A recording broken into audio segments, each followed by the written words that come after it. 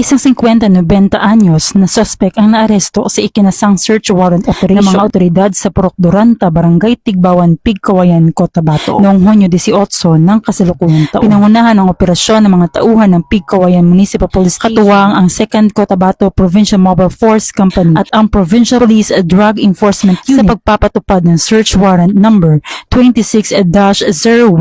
Sa isinagawang operasyon, nakuha mula sa suspect ang siyam na sachet ng hinihinalong shabu na tumitimbang na humigit kumulang 3 gramo at 6 na ikasampu na may tinatayang street value na 24,480 piso. Na-recover din ang 2 pakete ng hinihinalang marijuana. Bukod sa illegal na droga, nakumpiska rin ng mga otoridad ang isang MK2 fragmentation hand grenade, isang unnumbered 12-gauge shotgun, isang 45 caliber Colt MK5 pistol na may magazine at ilang live ammunition. Isinagawa ang inventory at marking ng mga nakuhang ebidensya sa mismong lugar ng operasyon sa harap ng mga kinakailang saksi upang matiyak ang pagsunod sa tamang legal na proseso. Pinuri naman ni Police Colonel Ramel B. Huhili, Provincial Director ng CPPO, ang mga operatiba sa matagumpay na operasyon. Ang matagumpay na pagkakasamsam ng illegal na droga, armas at pampasabog ay malinaw na mensahe ng CPPO ay hindi titigil sa ating laban kontra kriminalidad. Patuloy nating paiigtingin ang ating operasyon upang mapanatili ang kapayapaan, seguridad at proteksyon ng bawat mamamayan ng Cotabato Province. Ayon kay Police Colonel Huhili, patuloy namang nagpapaalala ang mga kapulisan